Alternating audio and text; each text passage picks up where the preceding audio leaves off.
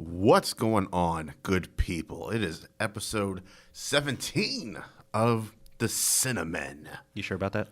You just told me about it, so I'm going to trust you against my better judgments. First mistake. Is this our 1 year joint? Yeah. We first did the Cinnamon early July. So by the time that this thing hits, it's going to be 1 year. 52 weeks, we managed to do 17 whole episodes. Yeah, but for one, we also included, you got to remember the Oscar episode. We had that marathon. Week of our lives. It was. Plus the primer episode. So we have had a big damn year. We've had a big damn year. Yeah. Because we're big damn heroes. That's why. That is true. I mean, we're still we've been figuring this stuff out, sort of going as we go, and everybody's got busy schedules. I mean, you, dude, I think you scheduled me between bathroom breaks. That's how busy you are. So I got enough time for a cup of coffee. Hey, you need something to jumpstart the day. But, I think it's been a fun journey. I think it's been a fun journey, not just to talk about the topics that we've had, the melee fights, the long takes, the first best films of 2019, whatever. Talking about the Oscars, all of this has been fun because we've not only been able to dig into some films that we enjoy or that we've come across, but also films that we haven't seen. I think that's been honestly one of the most rewarding aspects of this, for me anyway, and why I've enjoyed doing this so much with you. You yourself as a personality, you're good too. But but you've made me watch some films that I've never seen before, and good, bad, or indifferent. It's been a wonderful experience. You mean good, or good? It has been indeed a wonderful experience. I think it would be more appropriate to say good, bad, and kind of ugly. Oh, hey, you mean the best Western of all time, sir. I'll have you know. That is, in fact, your opinion. Correct. That is my opinion. And there's even plenty of times when my opinion is still wrong in my own mind. A movie can be objectively bad, subjectively good. And you know what? Some movies don't stand the test of time. And it's not to say that the good, bad, and the ugly. Of course, for those of you listening in on this that don't remember, that was one of the challenges that you put forth for me. I blessed Doug with that movie. Sure. Is that there's... Watching that film, for example, I can see why people are still talking about it. I can absolutely see why people are still talking about it. It just may not be a film for me that, a little problematic at times. Okay. A little problematic at times. But it's still really good. And you can see, all of a sudden, I can't think of his name, who played the dude that betrayed him and ended up sort of being the buddy comedy. What's the actor? Eli Wallach? Eli Wallach, thank you. You could see some elements of his performance in the scene where he's putting the gun together in John Wick 3. They did that in John Wick 3, and they... Although John looked far more confident. They did it in a movie I'm going to be talking about later on today on this episode. Right on. Yeah, and I didn't realize that watching John Wick 3. I was like, oh, that's a nice little love letter callback. That scene in Good, Bad, and Ugly, all improvised, by the way. That's what I've heard. Yeah. And I didn't realize it watching John Wick 3 at the time. It wasn't until someone was talking about the movie, and I was reading through it, and I was like, oh. But there was something I was watching. Is everything okay? Your levels just get lower and lower and lower and lower. Readjust your mic a little bit. I'm not further away from the... I haven't been moving away from the mic. Is that better? A little bit better. I feel like Men in Black 3. Should I pull my hair back? Is that better? No, not for you, all right? All right, there we go. Is that better? Now. Yeah. Okay. Yeah, it's... And honestly, that's one of the things that I've loved the most about doing the show with you, just going back to that, is... It doesn't feel like homework. It feels like expanding my horizons. And quite honestly, if we only watch the things we think we're going to like, we are not going to get the most out of our life experience. True. So, sometimes you just got to get out that comfort zone, Absolutely. And you create your own comfort zone. So you need that external source to kind of pull you out of that. Absolutely. This is why I maintain, it's not written out in any way, shape, or form, but I maintain a list of shame. I do, because they're films that I know I should see, like The Good and the Bad and the Ugly, that I never made time for. Damn right. And this requires me to make time. So it's been an honor to serve with you, sir. I will see you later. This is our last show. Right? No? That was it. Finally, 4 minutes, we finally come in under the time. I've enjoyed it. I've had a blast doing this show as well. I get to learn all sorts of stuff from you. And the phrase "coming out on VOD" is now imprinted into my brain. Can't just look at him theatrically. Can't just look at him theatrically, but rest assured, Doug will let you know if it's coming out on VOD. That is my man's ever vigilant watch. Well, it's a good thing you mentioned that. I got one for you today. So. That's what finally prompted me to actually get up on some VOD. Right on. A couple of weeks ago, I was like, man, Doug's always talking about VOD. Let me actually hop on and see what it's all about. And I was like, oh, let me get that. Oh, and let me get that. Ooh, and let me get this and this and this. So thanks a lot for making my bank account lighter, Doug. I appreciate that, sir. You're welcome. Sure. I didn't get any of the money, so I guess you're welcome. You're not welcome. Where's my money? Yeah. All right. So we're going to get into... What have you watched recently? Are we going to get into that? Yeah, I thought we were going to skip that. Just a little bit. Just a little bit. I thought we were going to... Just a little bit. We're packed. I got a little thing. Nothing. I watched nothing specifically to focus on... You had to watch all of your best films to find out if... I watched a couple. You know what? No, I did watch Always Be My Maybe. I wanted to make sure that wasn't something I wanted to throw in there. What did you think? It is a good rom-com. Yes, it is. Yes. I am not a huge fan because of all the genres of film, I think that is the most formulaic. It's just the meet cute, the honeymoon time, as it were. Something always goes wrong. The split, and then the dramatic comeback at the end. That is the vast majority of your rom-coms. And that's pretty much what this was. But as long as you can take that tired old trope and do something nice and fresh with it, like they did, you don't get a whole lot of Asian rom-coms, right? I mean, I think that's part of the reason why Crazy Rich Asians was as good as it was. Actually, that kind of fits the same mold, too. But it's rom-com seeing it from a different perspective. See, I agree with you on the different perspective. The thing I disagree with you on is that it is a rom-com, but I'd say it didn't fit the narrative, as it were, because our lead character, who Ali Wong played, she is someone who is confident and comfortable in who she is. Mm-hmm. She's not looking for a guy to help her figure something else out. She was looking for a partner. She, particularly when she starts dating Randall Park's character, she doesn't try to change him. She doesn't try to evolve herself. She doesn't try to conform herself to him or get him to do any of that. She just wants to be involved in his life. Right. She doesn't have him dress up to go to these events. She tells him flat out, no, you look fine. Let's go to this thing. And when it comes to the end of the film, it's really about about him in particular, realizing to get out of his own way. Yeah. She is a force to be reckoned with. She's fashionable. She knows what she wants to do, what she wants to be. So I felt like in a rom-com sense, it didn't follow the mold. It didn't necessarily transcend it either, but it didn't follow the mold because it gave us some characters from a different perspective in a rom-com. Okay. I can get down with that. Yeah, so that's what I've watched recently. What about you? I have watched so many things, but I just wanted to mention a few of them just because if you're not aware of them, you should be. We have 50 minutes. We're going to make this real quick. Okay. Real quick. Because you mentioned VOD, there's a film out right now on VOD called Making Babies. It is a film by Josh Huber.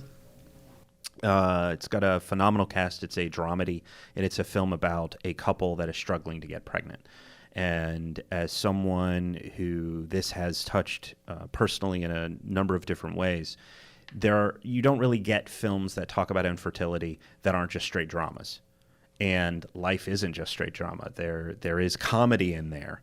And this film, I think, is a wonderful film that a lot of people that I know would have wanted to have had this in their lives while they were trying to do this, to feel seen and to sort of feel like they weren't alone. Because there is a stigma to infertility. The number of people that just come up to women, whether they know them or not, or men too. Oh, they see your one child, they go, when are you having a second one? Well, first of all, you don't know what the fuck they went through to get that first child. Right, you don't know what they've decided on the second one.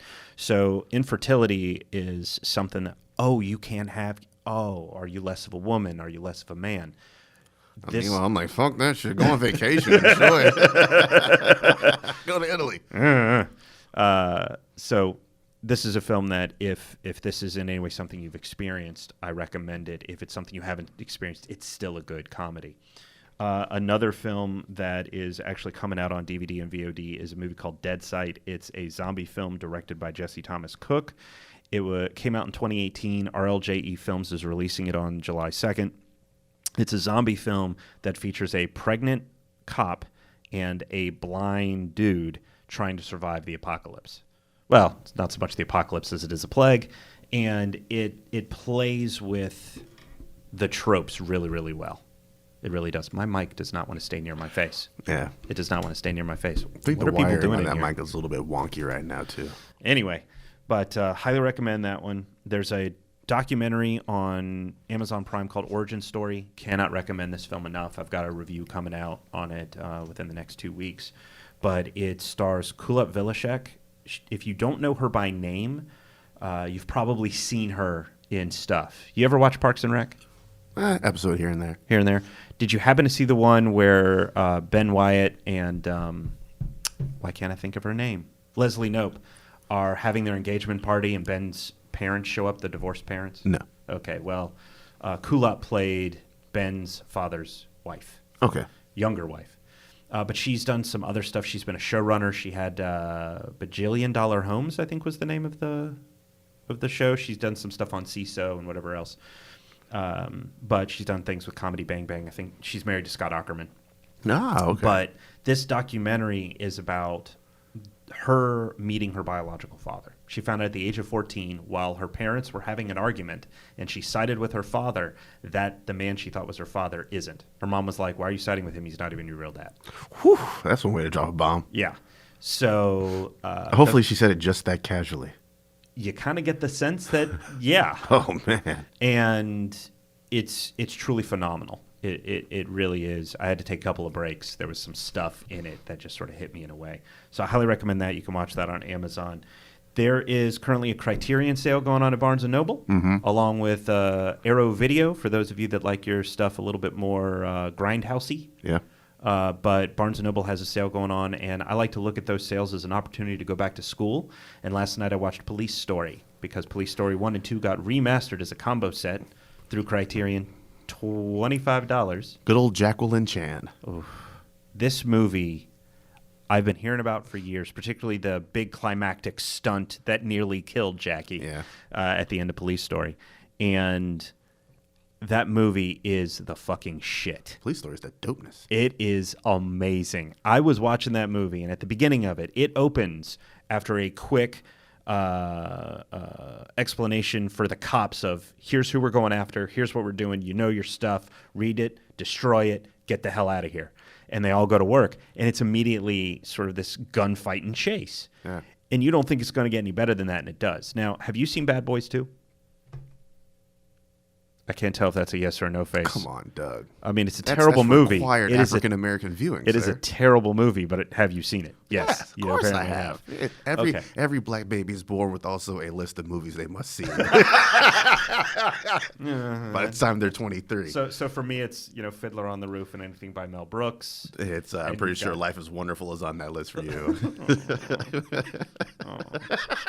Schindler's List. Yes. The Pianist. No, not the piano. The Pianist. Anyway, yours probably a slightly happier list. I don't know. Roots doesn't really. Roots, not happy. South Central, not happy. No. Boys in the Hood, not happy. This got dark. Anyway, but at the end of Bad Boys 2, they go driving through with their big SUV, right? You talking about the whole third act climax? Yeah. Oh, the one that doesn't need to be there. Yeah, exactly. It's a straight ripoff of Police Story. That happens at the fucking beginning. Okay. Police Story is one of those joints where it's like I saw it years ago, and all I remember is the feeling and sensation. I don't remember anything. I just remember so good. I just remember being like, man, that movie was the shit. And I might need to pick up Police Story up for myself. If I did not have to get up to come do this with you, and if I did not have a child that I knew wouldn't sleep through the night, I would have put in Police Story 2 immediately. I would have done that immediately. Because I haven't seen that either. Police Story. But at the end of the first sequence, Jackie stops a bus with a gun. Sold. And what's great is I was watching that, and Crystal was still trying to put Connor down, and I was sitting there going, it's fucking Tango and Cash! And this is why I look at going to Criterion when these sales happen is doing my homework. Yeah. Because when you look at your list of shame and you actually go to some of these films that you need to see, you can start to see where people borrowed from it. Mm-hmm. And it's so good and it's so singular. And I'm watching this movie and going, okay, director Jesse V. Johnson, Chad Stahelski, David Lettich? Yeah, Lettich. Stahelski and Leach. Stahelski and Leach. Okay. Thank you. Mm-hmm. But those three directors, former stuntmen doing directorial stuff, they are doing the closest thing to Jackie Chan's work in anything you're going to see in cinema, because they'll do longer than normal takes so that you can actually see the stunts and so that you can tell that the edits aren't there to make the action seem exciting, but to help you understand the action. Right. And that you can see it from the different angles, but that what you're seeing is happening. I mean, Scott Adkins in Avengement, it'll blow your mind. Yeah, I always assume when it comes to action, the longer the take, the more immersed in the action you can be, because every edit will draw you out of that, and you got to get back in. But by the time you're back in, they've edited it out again or cut to something else, and exactly. You're always out in. Where a longer it lets you get you into the actual scene itself. Or as it was in Police Story, you've got the way that the edits go. It's in rhythm with the action. So if Jackie is swinging around, the camera will cut so you see the connection, and then something happens as a result of that connection, and the camera pivots again so you can see what happens next. So it carries that momentum. Anyway, required viewing. The Criterion sale is going on right now in Barnes & Noble. It goes on, I think, into July. Word. So I know I, for one, just because I'm a big dork, I also pre-ordered for the Arrow aspect of Weird Science. My son's not old enough to see that yet, but I want it to be as beautiful as possible when he does. Good man. Yes, I have 5 Criterion movies under my belt right now. I have Seven Samurai, Barry Lyndon, Thin Red Line, Fear and Loathing, and In the Mood for Love. Ooh. Chinese joint. I need to see that, and apparently... Yes, that will be your cinnamon challenge. Awesome. Apparently, Brigitte Lynn, if I'm remembering her name correctly, who is plays a character in Police Story, is one of the leads, I believe, in The Mood for Love. Very good, very good. Yeah, man, I love Criterion. So much good stuff comes with each one of those. Yeah, movies. we finished watching Police Story, and I went, well, let me go see what's in some of the special features. Oh, Edgar Wright is doing a thing about Jackie Chan? Right. I will be watching this right now. I feel like all the special features just left DVD and Blu-ray, and they just went all over to Criterion. But they make best ones. You got to pay extra for those joints, but all the special shit makes it worthwhile. Yeah, I think. Yeah. And last year, I really took advantage of the Criterion sale. I bought a bunch of stuff that I just knew I would want, stuff that I was getting for when Connor was older, and stuff that I knew that if I bought it, I'd be committed to watching it. And I was teaching last summer. I was like, I'll have this break. I can watch them. I had the break. I got super busy with EOM. I never fucking watched them. Terrible. So I'm still hoping to get to Seventh Samurai and the Seventh Seal and Hidden Fortress. I got 2 Kurosawa and then 1 Ingmar Bergman. Nice. I had my finger right on the checkout for the Three Colors trilogy the other day, and I was like, no, you can't do it. But now you can. I can. 50%. Because I could have sworn, because I just knew there was a Criterion sale, so I went to the website and I was like, who fed me this bullshit? Nope. But now that I know it's Barnes the Barnes & Noble. It's on as soon as I get home later on this evening. So, so now that we know what our challenges are, I'm apparently doing In the Mood for Love. Yeah. What are you giving me? And shit, I said what it was going to be. Oh, House 2. House 2. Okay, House 2. We got this figured out now. Yeah. So what about the last Cinnamon Challenge? Well, hold on real quick. House 2, I have to mention, if you haven't seen House 2, the second story, it's some bullshit. I'm just going to prepare you now, because I have given you some cinnamon challenges that apparently even Leslie's gone, does he hate you? Yeah, yes. But if you haven't seen House 2, it is some pure 80s bullshit. I can't wait. Go into it with a certain frame of mind. And by the way, having recently seen Us, I really think the people that have a problem with that movie, I would love to know what they think about the horror films that they love from the 80s. Because I'd be the same critique of, where did they get those scissors? Did they change the light bulbs? Where did the rabbits come from? Those kinds of questions. Do you apply that to, where does Michael always get his mask from? How does he keep surviving? Why does Jason get to come back from hell and not my dog Pookie? I mean, if they're not asking these questions, these same questions of, Bride of Chucky, Cult of Chucky, go F yourself. I mean, one's supernatural, one's practical, but that's a different Michael story Myers is altogether. supernatural? Well, no, Michael Myers. Well, you also didn't list Michael Myers in your. I did. Oh, did Where you? did he get his mask from? Oh, Where does he keep getting them? Fucking It's Party not the- City, man. So That's what I Michael always said about Myers walks into Scooby-Doo. Party Just City. go to the Party City. You get your... So you're imagining Michael Myers going into Party City. He's gotten his money from, I guess, the last dude he killed in a bathroom. Exactly. goes into Party City, and he's like, "Where are your William Shatner masks? Yeah, where your curtain Where's masks? your face paint? This is what you're picturing. I also need a good set of overalls. Um, I'm suddenly imagining him, but as the dude from Baby Driver. You're supposed to get Mike Myers masks. These are Mike Myers masks. God, I love that bit. I love that bit.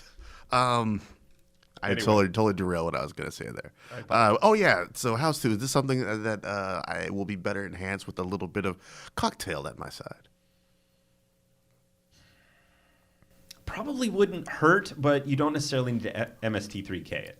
Okay. I mean, I'm not saying there are moments that it isn't worthy Mm-hmm. of that, but it's certainly of the era where we're just going to throw all the kinds of shit at the wall. All right, then. Fine. It's almost the house is on an Indian burial ground. It's classic. It's almost poltergeisty in nature, but oh my god. I just assume everything fucked up in the U.S. is because it's an Indian burial ground. That's my first go-to, especially on the West Coast. Yeah.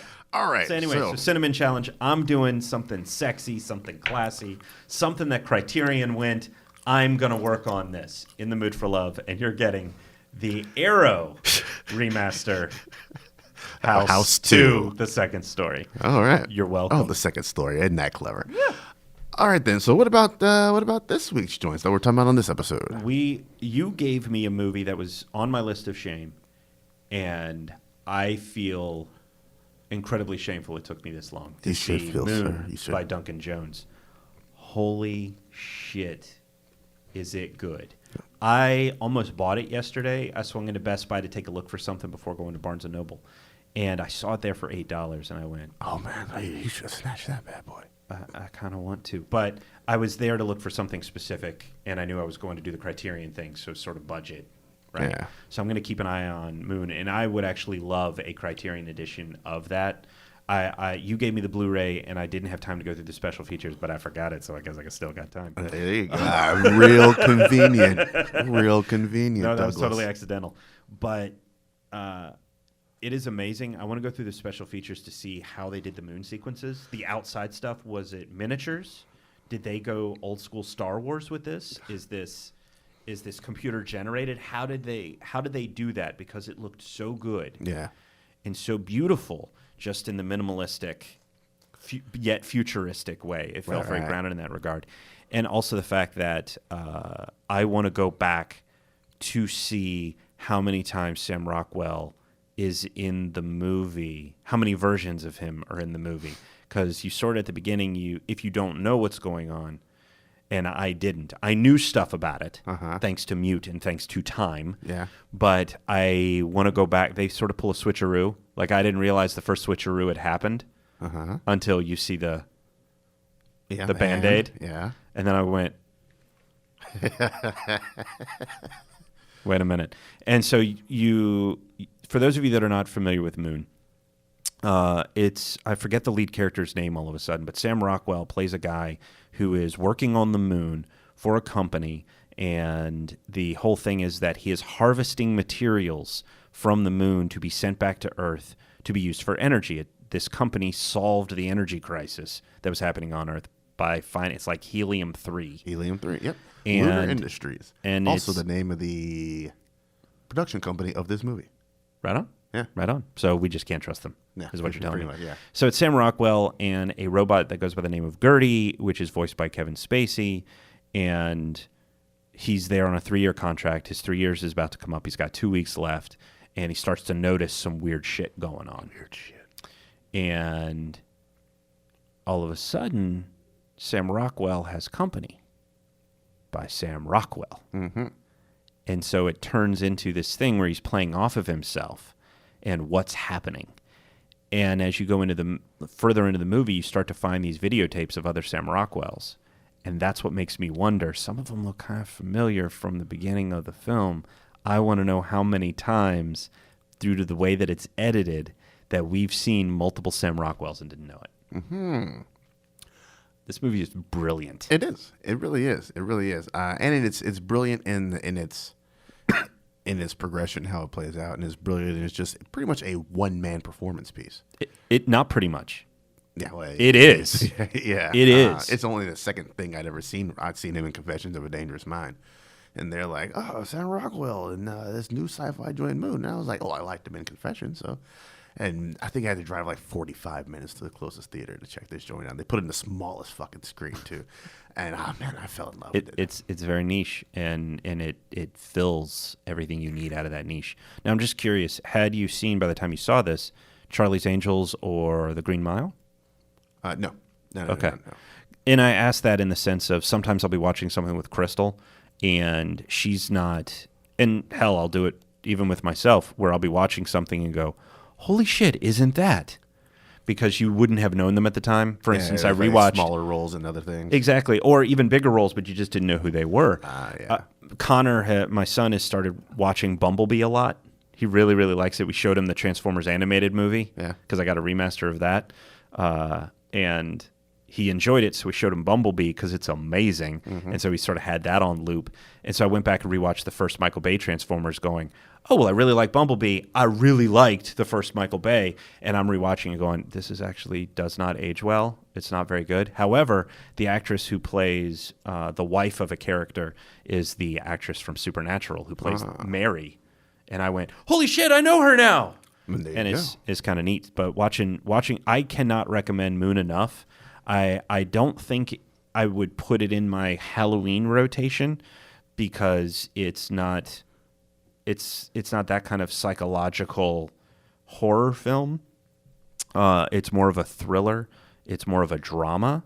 But it is still very psychological and amazing. It asks some wonderful questions that I was, having seen Mute before this, was truly delighted to sort of know already going into Moon that some of the questions that it brings up are being addressed in universe. Right. I want to see the next film in this trilogy. Let there be another film. Please, Duncan Jones, give us another film. I realize it took us a decade to get from Moon to Mute. As far as I know, I'm not going anywhere. All right. Well, there you go. Well, the reactions to Mute weren't positive, unfortunately. This is true. Well, I guess we'll have to see. I personally love Mute. I thought Mute was really, really good. Me too.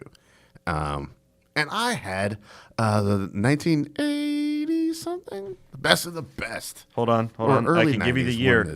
I have my papers from our last one, 1989. Yeah, 30 years. 30 years old. How did it age for you, sir? Oh boy, was this a movie! You know, it's exactly what I thought it was going to be. Mm-hmm. It is a martial arts tournament. We get a little bit of Eric Roberts action in there. You got some James Earl Jones business going on. You got Chris Penn up in there as well. And as far as I remember, those are your biggest named actors. They're in that joint. So, you know, you got it's basically just the setup for a martial arts tournament between us and the Koreans. And James Earl Jones is the coach and trainer of the American team. Of course, we see everything from the Americans' perspective, and we see we get glimpses of the training from the big bad enemy, Korea's training regiment, which I would have liked to see a lot more of that shit because they're doing some cool business over there, running through the snow and whatnot, training like Rocky IV. And yeah, you got your montages in there, you got the music in there going on, it seems like the star of the movie is Eric Roberts. He's the name going through this. And you're kind of following his progression of trying to get back onto the martial arts circuit because that's what he loves doing. That's what he does best. But then you get kind of a 180 switch right in the middle of the movie and stops being about him. It ends up being about the number 2 guy whose name I cannot... I did not come prepared with notes because my phone is all effed up right now. Well, I'm going straight from here to the Apple store after this. Woohoo! Yeah. Whoever the number 2 guy was, he becomes more of the focus because you find out that the number 1 guy on the Korean team killed his brother in combat years ago. So this is like a low-key kind of revenge, not revenge. You find out that James Earl Jones was coaching that team back in the day. So this is kind of personal for him, too. He doesn't want to fail again. So there's the stakes in this are way higher sounding than any regular ass martial arts tournament should have stakes. I don't understand why it was so fucking urgent feeling. Because it's just a tournament, but I guess to them this is high stakes to them. Anybody who competes in anything at any level worldwide is going to be high stakes to them. But man, the way they made it feel like as if the U.S. loses, Korea gets the states. Yes, like that's what it felt like. You missed that part. There was actually a quick meeting between the coaches, and they went, "Okay, we get yeah. Coin flip happening. It was weird. Yeah. It must have been when I was changing my laundry. Yeah, I thought, man, you know what I found weird about this is action-ish movies of that era. Like we weren't in the comic book movie era, obviously. Yeah. So your action dudes were they were fit. They were like toned. They just kept skinny. Eric Roberts had a little bit of muscle and cut to him, man. Which I was like, oh, okay, skinny Eric Roberts. Because when I think about him now, I think of like Expendables, Eric Roberts, or something like that. But he's still a martial artist. Dude had traps. He had pecs and buys and abs, and I was like, okay, Eric Roberts, you do your damn thing. That was unusual for that time frame. Because even look at James Bonds during that time frame, weren't really all that like cut or buff. They were just slim. Yeah, but then if you go to Jason Lee, if you go to, I forget the actor's name, but who headlined the American Ninja series, all of these were from the 80s. And you had, because Jason Lee, he did Showdown in Little Tokyo and a few other things. So you did have these cut martial artists. You had Jason Lee, who was descended from the Adonis himself. Like, you gotta be cut if you're gonna be a descendant of Bruce. Who did I wouldn't say Scott Adkins. It was not Scott Adkins. Who did the American Ninja joints? Yeah, Scott Adkins was way too young. Way too young, possibly not born during the American Ninja ones. I can't remember, and my phone service, I switched my plan in Verizon, and that was a bad idea. So I can't look that up for you. But there were a lot of martial arts films. Those are the ones that I grew up with. Yeah. And Jean-Claude Van Damme, martial artist. Seriously cut. Very good point. Very good point. A movie that does not age well at all is still one of my favorites. Never Give Up, Never Surrender. I believe it was his first American film. He doesn't speak any English, as I recall, in the movie. They did a re-release remaster of it, and I owned it. And a couple years back, I had spring break, and I was like, Crystal, we're watching a movie a night. Connor was actually sleeping, so we watched that movie, and she looked at me in the middle and was like, what? It's what I imagine you are like when you watch some of the movies that I give you. By some, you mean most. Yes. But yeah, but it sounds like you enjoyed this one. I did, man. I enjoyed it. The end was, I was like, man, what kind of bullshit ending? I mean, not even bullshit from the fact that like, all right, the Americans lost, and I'm like, well, that's cool. Mm-hmm. The Americans don't always have to win everything, even for the quote unquote good guys in the movie. And I was like, but then like, and then all the fighters came together, and I was like, well, okay, maybe this is all right. Maybe this is okay. It's because it wasn't about the fight. The movie wasn't about fighting, which is weird because the last 30 minutes is all fighting. You build up to it. You gotta have the payoff for what you build up to. Well, but that's the thing is it's, talking about Jackie Chan, for example, you've got these amazing stunts, but these stunts aren't in there just to impress the audience. The stunts are in there to move the story forward. Serve the story, yeah. And action of any type should always be about moving the story forward. I think that's why, and I've only seen Endgame, for example, once in the theater, but that big ending sequence, the stuff that people have problems with more often than not are the things that don't make sense in the story. Mm-hmm. They make sense to give the audience what they want, but they don't necessarily make sense, like having all the women joining together to move the football and protect Peter, right? It's all of Peter's aunts. Exactly. It is a great moment cinematically, but when you actually think about it, it doesn't make sense. No. Because most of them don't know each other. You've got Evangeline Lilly as the Wasp, Hope. Why is she's not going to be as helpful as, say, Captain Marvel? Right. You know what I mean? That you've got some big hitters in that group. Why do you need all the rest? So action should always be moving things forward, and Jackie Chan does that amazingly in Police Story and in Best of the Best. Those fight sequences are about showing these fighters who have worked towards something. Right.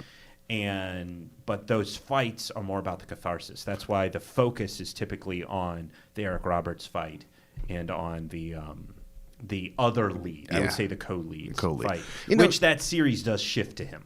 Okay, well, that makes sense. I've heard more than once the argument of an Endgame of none of these women know each other. Why are they coming together? Because the fucking world is coming to an end.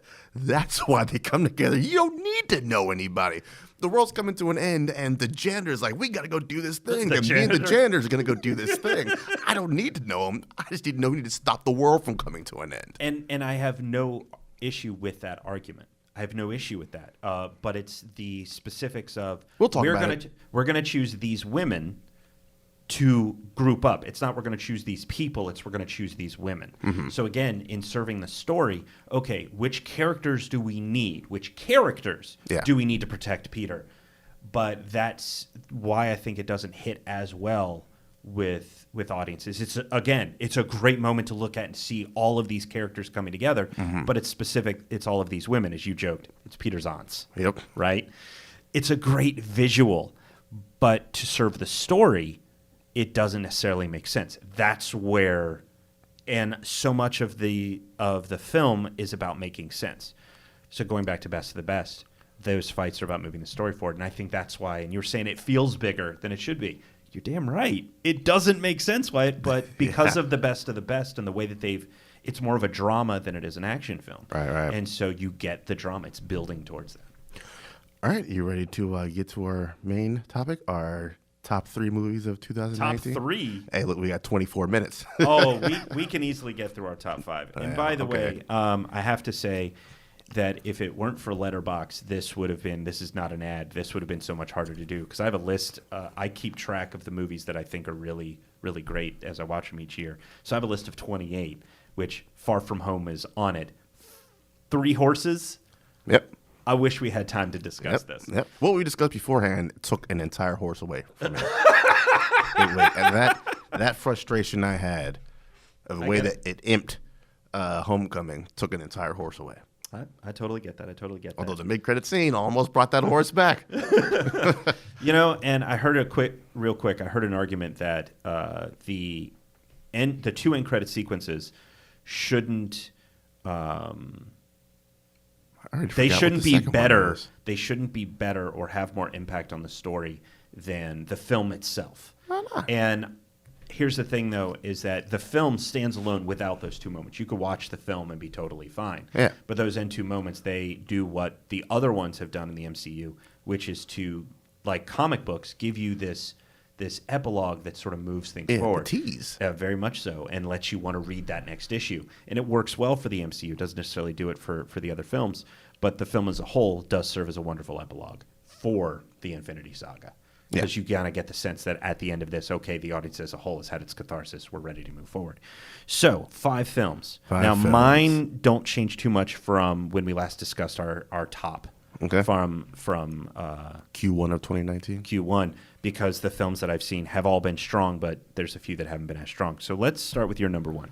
Or your number 5. Excuse me. My number 5 is Netflix jump, man. The Animal World.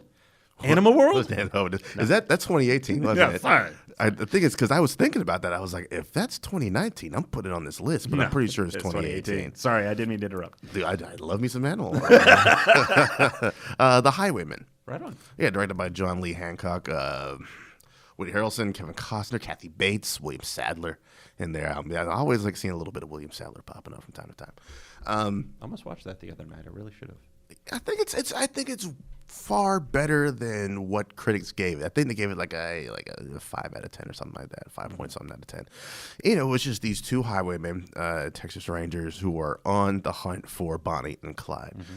I think what people were expecting was a lot of action, a lot of rat-tat-tat-tat-tat, they got away, we'll get them next time type deal. Like, that whole cat and mouse thing, I think, is what people were expecting.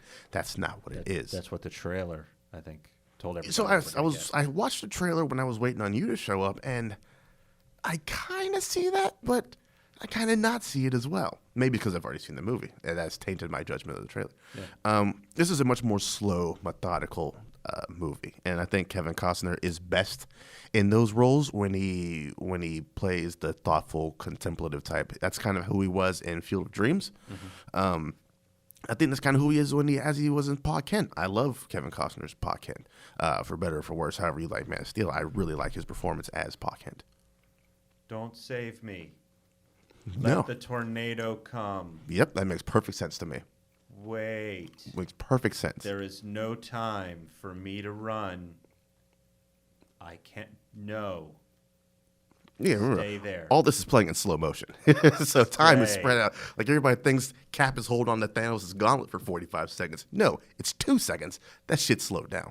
No, Anyways, I agree with you. It was in Man of Steel vision, in which point he could have sped over him. Go. Yeah, that was his whole point. He didn't want him to. Yeah, he didn't want to be saved. He was tired of raising an alien baby. His last words were, "Thank God." I'm being sarcastic. Yeah, but yeah, and it's kind of also like old dogs versus new dogs type deal. Like, you got the new upcoming, fresh-faced law enforcement officers that are on the case trying to do the bang bang. We're gonna trap them here and catch them here. Whereas Costner and Woody Harrelson's character are much more, all right, this is the plan. We stick to the plan. We see the patterns and what they're doing. We'll use the patterns to figure out where they're going to be next. And it's much more of a character piece than an action joint. And Woody Harrelson is the guy who realizes that maybe he's not about that life anymore, being on the run and the shooting and the gunning and all that kind of good stuff. So that kind of messes with him a little bit, and that kind of colors his character and how he goes about and does certain things. And, you get a good look at the relationship, the somewhat antagonistic, somewhat friendly relationship between Costner and Harrelson always plays for a little bit of comedy and laughs in there as well. I think it is much, much better than people give it credit for, man. Right. Highwayman.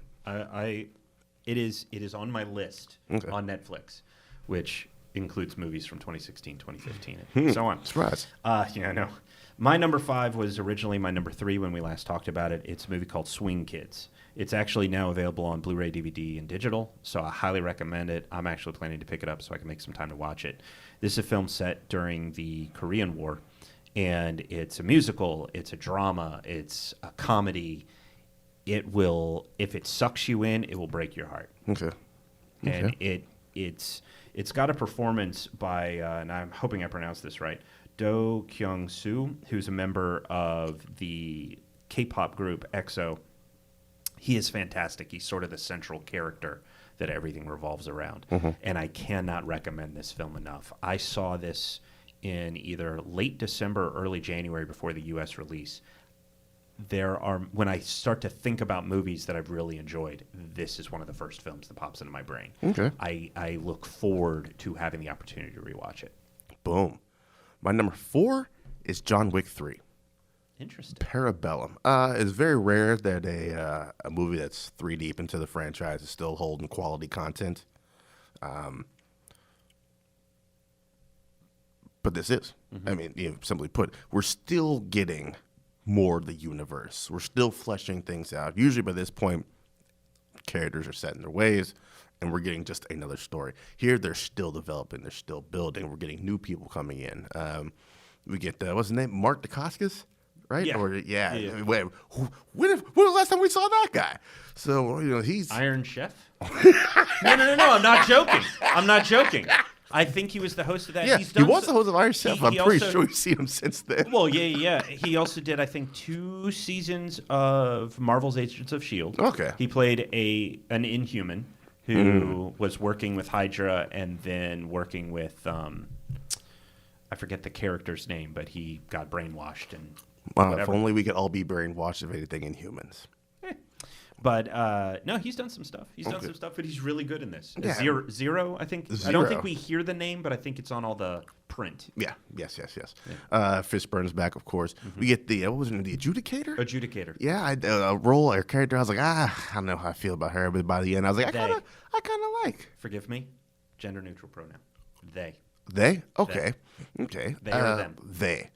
It was really hard for me writing the review, not because I wanted to use a female pronoun, but while using they and them, you have to make sure that you structure it so that you're not talking about a group of people when you're just talking about the adjudicator. Yeah. And I forget Asia, I suddenly can't remember her name, their name, excuse me, but gender neutral. Gender neutral. I did not know this. Excuse me. Was way to derail the whole. Sorry. But you were talking about the adjudicator and this new character. Yeah. Ended up really getting down with this character. We get a little bit more. The most we've gotten out of Ian McShane in this movie. Lance Reddick finally gets to do a little bit of it. Finally. And then Lawrence Fishburne. I love characters in series that just never seem to die. Like, no matter what you do. Like Phasma in these new Star Wars. They could just literally bring Phasma back every single movie, and I'd be like, okay, I'm cool with that. No body, no death. No body, no death. It's the old X-Files rule. I still had as much fun in the third installment as I did in the first two installments. And it looks like we're getting, Halle Berry is in there for just the right amount of time, just enough for it to be awesome and not overstaying her welcome. We get a seriously crippling of Keanu, and it'll be interesting to see if that is, how they deal with that moving forward with John Wick 4, whatever John Wick 4 is. I was disappointed coming out of the third that I'd heard that it was going to be a tight trilogy, and You heard or you'd assumed? No, I heard. They were talking about it as 3 films. Coming out of chapter 2, they were talking about it as 3 films. But in the run-up to the third film, they began to discuss it in the sense of, well, we can tell as many stories as people want to hear. And I totally understand that. But I was looking forward to a tight 3. Yeah. Because I really liked the first one. I saw the first one. I walked out of the theater going, this is not what I thought it was going to be. But then I kept thinking about it, and it came out on home video, and I bought that shit, and I kept watching it. That's right. And 2... I felt the world building took too much away from the momentum of the story, whereas in the third, it meshed really well. Right. And that world building actually gave us not only more information about these characters, and built stuff up new, but also kept things moving forward while giving us sort of a break from the action. Third one, I agree. Very, very good. New characters. Give me more of them. I actually want to see the TikTok man do something. This time around. I love the fact that for Lawrence Fishburne, you can't kill that. You can't kill Lawrence Fishburne. I just want more Matrix actors that Keanu has worked with. What is Carrie-Anne Moss up to now? Jessica Jones is over with. What's Joey Pants up to? He's not doing anything. Get him on in there. And also, if I may, and I don't know how, I was talking about this with my wife last night. I don't know how to pronounce her name, but Veronica Ngo, it's Ngo is her last name. Mm-hmm. She was the lead in Fury. She was actually very briefly in The Last Jedi. She was the sister who is trying to set off the bomber. Sister to Rose. Yes, thank you. Would love to see her in the next John Wick movie. I'm with it. But no, it's good film, great film. What's your Look number 4? Forward to rewatching it. My number 4 is Rocket Man, Dexter Fletcher. Okay. The Elton John biopic, which is actually a musical. Go into it, if you haven't seen it yet, go into it expecting a musical. Don't go into it expecting a straight biopic. And chances are you will have a fucking blast with this movie. And what I love about it is the fact that Elton himself has said that the idea of a movie being made about him is entirely surreal and strange. So he didn't go to set. He wasn't involved. His husband went. And Taron Egerton, who plays Elton, spent some time with Elton. They'd already sort of had a relationship from working on Kingsman 2 and was given access to his diaries, which in hearing Taron and Elton talk about them was stuff like, got up this morning, recorded this song, bought a Rolls Royce, off to do okay. Instead of sort of emotional, it as I understand it was more very just clinical. The stuff. This is the things that happened. happened. This is the stuff that happened today, but also very open about what happens, like did drugs with kind of stuff. Incriminating ass. It was his diaries, but at So if you go into this film expecting Bohemian Rhapsody, which a lot of people will because Dexter Fletcher sort of came in to finish that film, this is not that. And as someone who, you've heard me talk about Bohemian Rhapsody, so I'm not going to get into that. But with Rocket Man, it's not trying to tell the history of Elton and the music. It's using the music to tell the history of Elton. And so the songs show up where they make sense within the narrative and not where they make sense in the chronology. And I've been listening to the soundtrack ever since I saw it. Boom. I like it. Number 3. My number 3, Us. Nice. Directed by one Mr. Jordan Peele. His sophomore follow-up to Get Out. I don't like it as much as I like Get Out. I think Get Out has the better story. I think Us has the better visuals. And God help us all when he puts those two together in a whole complete narrative, because the film world should shake in their boots when that happens. It sparked so much good controversy and conversation afterwards, man, and I love having a good conversation about movies afterwards. And it's but do you remember this and then that, and Winston Duke, who plays a good fool, so good. I mean, it's so weird seeing him go from he does some foolish things as M'Baku. Mm-hmm. We're vegetarian. I will not lie. I fell in love with Winston Duke as M'Baku. Yeah? I went, okay. For me, I was like, okay. I like it. But then in Us, I was like, I'm on board. Because he's just a big, goofy teddy bear in this movie. And I love that about him. Lupita carries 90% of the weight in this, and she does not disappoint. She's Oscar winner, right? If not, she's about to be. Or at least nominated for 12 Years a Slave? Can't remember. Yeah, I think it's 12 Years a Slave. But if she isn't nominated for this, we riot. Yeah, and that's the general sense I got coming out of this. Like, regardless of what you think about the nitpicks and the controversies, if she does not get nominated for an Oscar, we fucking riot. Yeah. Peele more comfortable in his element. Obviously he's given a bigger budget to do, to bring his vision to life, and I think he very much earned that after Get Out. And he does a good job with it here in Us. The kids do a great job with the little bit, especially the youngest, the son, man. The son, he doesn't get a whole lot of lines, but man, his acting, his face acting was very on point. And when they decided to put up the mask and take down the mask, and when it's when his guard is lifted, or when he's definitely on top of his guard, like something ain't right here. Let me put the mask down. And the mask itself as a metaphor to go on with everything else that's happening. Exactly. The levels to this movie. What happens in the scene with the fire in the car, without getting any on-air whatever, in case you guys haven't seen this. That came out months ago. We're past spoilers, damn it. But the fact that he realizes that his that his doppelganger's copying him, and he's like, okay, so I'm going to put my arms up, walk backwards, walks himself into the fire, and you think that isn't terrifying, and then all of a sudden red pops up? Yeah. Yeah, I think just because they were the youngest, they still had the closest vestiges of a tether. Yeah. So he was bright enough to notice that and manipulate that to his. And then the flames. That is when I think of Us, that is the scene I think of, because that might be like top 5 best shot of the year in there. And this movie leaves me with nothing more than wanting to see what his third film is going to be, man. If he chooses, he could do a Wild West comedy in space. And I am there on day one. Yeah, I can't wait to see what he does next. Hopefully he sticks with the social political commentary. And if so, and then Elizabeth Moss, she's not in there for long, but she does great with a little bit of work she does. And we get the Fuck the Police playing in there as well, which is always good. Ophelia? Call the police. Fuck the Police by NWA. So many little hints and clues to things that come in that movie that I really enjoy. Yeah. It's actually number 11 for me. That's since we last did this, I've watched it. So I have a question for you. Crystal and I were having a little conversation about it. When you watch Winston Duke as Gus, is he or is he not Jordan Peele? He is not. Because why would you say that? In the performance. Now, I am not too familiar with Winston Duke off camera.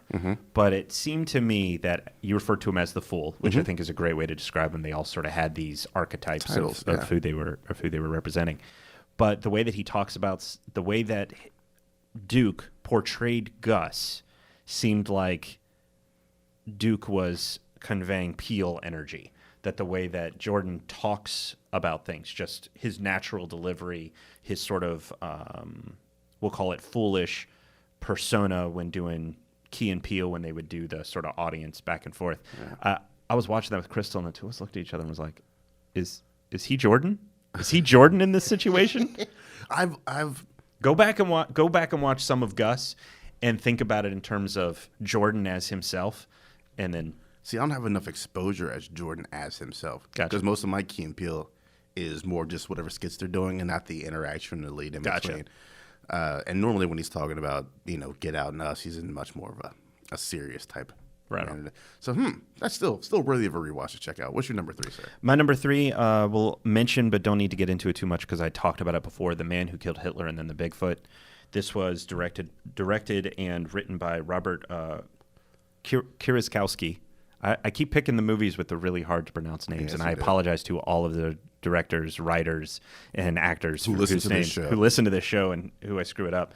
I rewatched this film recently with Crystal, and it is still the finest performance that I have seen so far.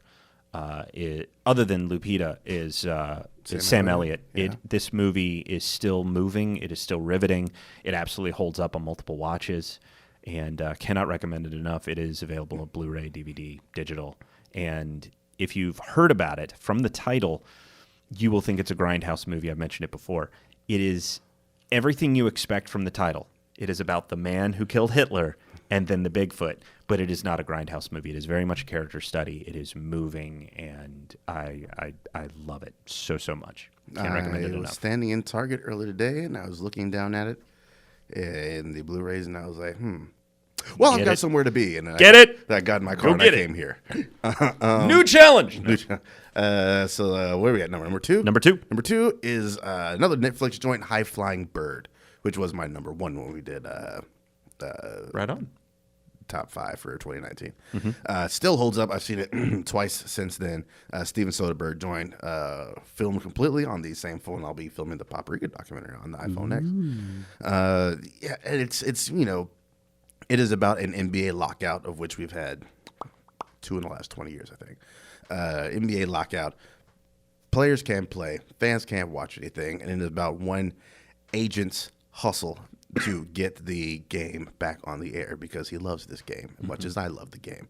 And just seeing the way he navigates, the way he manipulates, the way he improvises on the dime, the way he just utilizes the resources he has at his hand, while also not having a whole lot of money to do it with because, we're in a lockout. Nobody's making money. So, accounts are being frozen, this, that, and the third. Just seeing one person's ingeniousness and inventiveness to get everybody back on track. It's one of the few films where by the end, almost every single person has gotten what they wanted and nobody got fucked over to get what they wanted. Absolutely. In the end, the games are coming back on, which means the players who love playing are back to playing. The fans who love watching are back to watching. The managers are back to managing. He is now in a better position in, upper management's eyes. So when he's ready to make some upward mobility, they're going to remember that he did this. So everyone comes out on top in this movie. And I love it. I love it to death. That was a challenge from March for me, and Came out in February. I totally see everything that you're talking about, and we had some great performances all around from everybody. And Andre anything Holland. anything that has Zazie Beetz in it, I'm immediately interested in. I need to watch more Atlanta. It's harder for me to watch TV shows, but the movies that I've seen her in, even the not so great movies like Slice, she's still really good in it. I would suggest if you do get around to checking out some TV, check out Castle Rock on Hulu because it stars Andre Holland, the main character from High Flying Bird. We got Hulu a couple of months ago, and just being able to watch One Punch Man has made that worth it.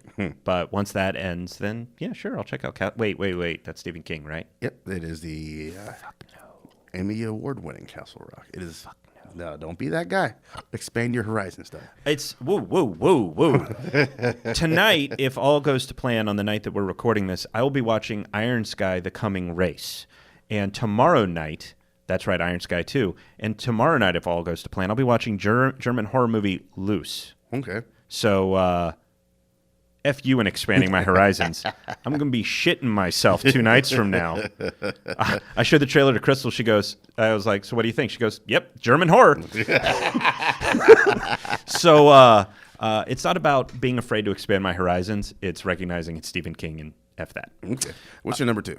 Avengers Endgame. Alrighty then. I don't think I need to say much about this film. If you've seen it and you enjoyed it, you'll know exactly why it's sitting on my number 2.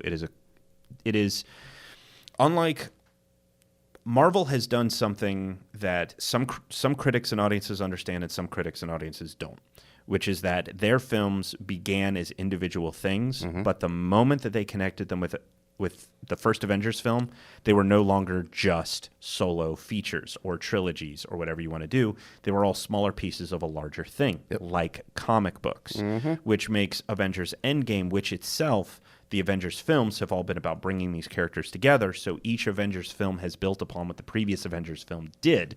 So if you knew those smaller pieces, it made the Avengers film rich, but the Avengers film on their own stood.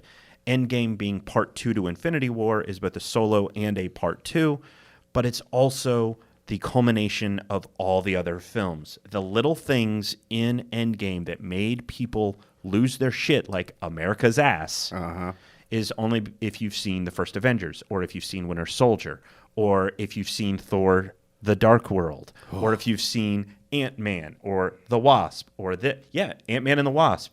You know, would you have said yes if I'd asked you to go with me? Well, we'll never know. Yeah. And what happens in this one? As soon as she shows up, she's like, "We got this, Cap." You know, it's building off of these little conversations. Oh, you're calling him Cap now. Yeah, exactly. So that Endgame is this experience that people who loved it because they've seen all these other things. So that's why it's sitting at my number 2. It is something unprecedented. It's why it's sitting at my number 1. What's your number 1? You don't want to add anything to that? I mean, this is so anticlimactic, our number ones, I think. It's Endgame. I mean, come on. It's Endgame. Are you going to go to the re-release? Have you gone to the re-release? I planned on it, not because it's a re-release, but I've just been planning on going to check it out, and I've just been putting it off for like a week or two.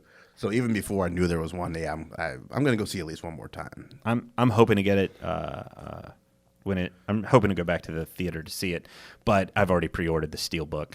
So yeah, I mean, August 13th. Woo! I don't care about the extra 6 minutes. The post credits does nothing for either one of us because we've already seen Far From Home. Yeah. So yeah, I mean, I'm just happy to see it back on a giant ass screen. Yeah. Where things get loud. Yeah. Yeah. What's your number 1? My number 1 is another retread just because I haven't seen anything better. I literally have not seen anything better this year. It is the documentary Who Will Write Our History by Roberta Grossman. It's actually available on digital now and still in select theaters. And for those of you that are in North Carolina, on the 23rd of July, it is actually screening at App State in Boone. They're doing an event, so you can actually go. It is at the App State University Center for Judaic, Holocaust, and Peace Studies. On the 23rd, they're doing a screening. If you have any interest in world history, any interest in World War II, any interest in just getting depressed as hell, then I cannot recommend enough Who Will Write Our History. It so far is quite literally the best film I have seen, and I've watched so far over 140 films this year. All right, then. So I cannot recommend that film enough. But I totally get why Endgame is some people's number 1s, including your own, because there's a lot of people that talk about that film as a number 1, and I totally get it. Yeah, I mean, it is something that's never been done before in Yeah. film. And done well. There's a difference between, oh, well, that's ambitious. I've never seen that before. It didn't quite work out. And, oh, never been done. And it was done wonderfully. I mean, we were talking about the fan service and all that kind of good stuff with Peter's aunt showing up. It is a nice balance between what serves the story and what serves the fans. Yeah. I think that's Which comics do. Why comics do all the time. Yeah, so they do a good job of both propelling the story and giving us cheer-worthy moments. You know, I think they handle both delicately. Yeah, I after watching Spider-Verse back in December, I sort of delved into that world and picked up the hard copy from Rebel Base Comics.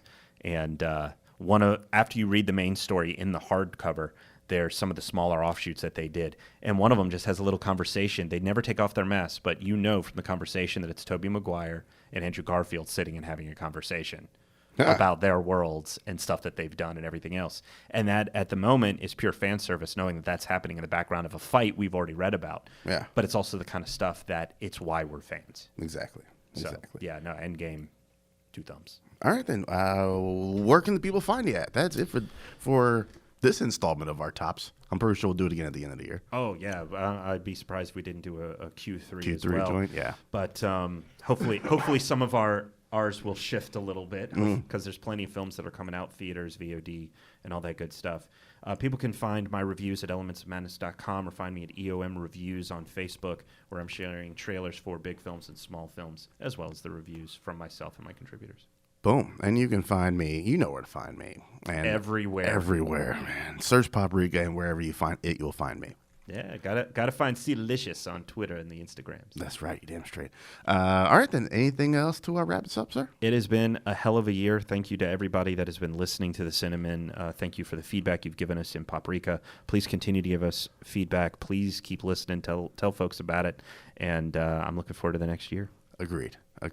Until then, we will see you later on. You guys have a good one. Later.